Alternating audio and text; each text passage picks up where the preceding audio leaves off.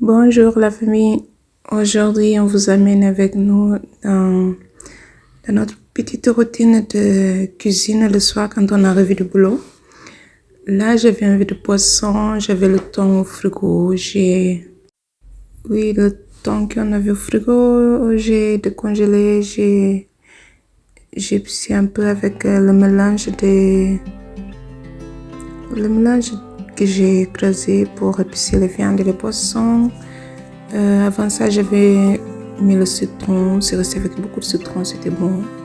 J'ai mis un peu de poivre, un peu de gingembre, un peu de sel.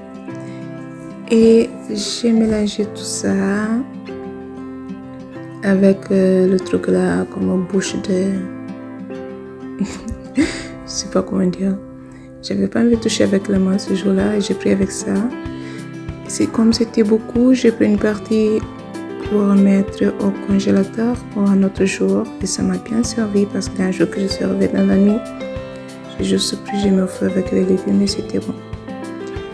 Par la suite, j'allume le feu où je mets ma poêle et ma casserole pour faire le riz et la poêle pour dorer mon bif de thon. Et je mets un bon filet d'huile d'olive. J'ai allumé sur le feu sur la casserole pour faire le riz. Je mets mes filets de thon. Après, je couvre ce que je ne devais pas faire parce que le fait de couvrir, ça fait sortir beaucoup d'eau de poisson. Alors que je voulais que ça dort seulement.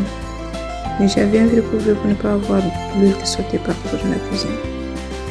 Ma casserole est sèche, je mets un filet d'huile, l'huile de tournesol, je mets un peu de l'ail écrasé d'oignon. Pendant ça, je tourne mon poisson et là, après, quand je couvre comme ça, j'ai vu la magie de l'eau qui a sorti. Ça m'a tout retiré, mais c'est pas grave. Mon oignon est un peu doré, je mets un peu de mélange de légumes pour colorer un peu mon riz. Que ça soit plus agréable et vous regardez l'eau qui est sortie de filet de thon. Du coup, je laisse comme ça ouvert pour que l'eau évapore. J'ajoute mon riz. Quand les légumes ont sauté un peu, j'ajoute mon riz. Je fais sauter un peu mon riz dans l'huile. Que ce soit un peu plus sauté quand on va manger. Et vous voyez même que c'est joli à voir. Vous voyez mon poisson qui est bien doré. Je mets le sel. Bon, les gens peuvent trouver ça bizarre, mais moi je mets le sel comme ça. J'ai l'impression que ça va fondre quand ça va mélanger avec l'huile. Et quand je mets l'eau, je n'aurai pas l'inquiétude que le sel reste stagné dans un seul endroit. Après, mon poisson est doré, j'enlève de l'huile. Je fais sauter les oignons, l'ail écrasé, poivron dans la poêle que je viens de sauter que je viens de dorer le poisson.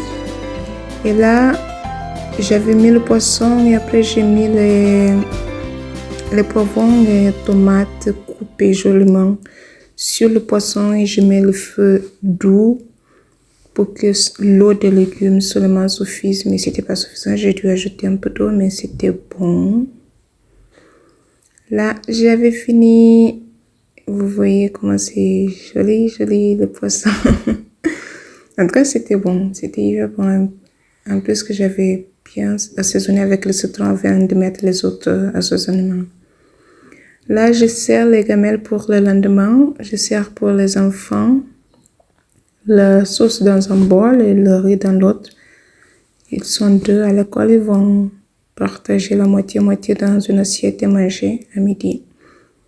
Pour moi, je sers dans le même bol, je sers la sauce et je sers le riz et la sauce dessus. Pour les enfants, je mets séparé, mais pour moi, je mets dans le même bol. Et après tout ça, je mets la casserole et le reste de sauce à table qu'on va dîner. Et c'était hyper bon. Et je vous remercie d'avoir regardé cette vidéo jusqu'à la fin. Et merci. Bisous, bisous.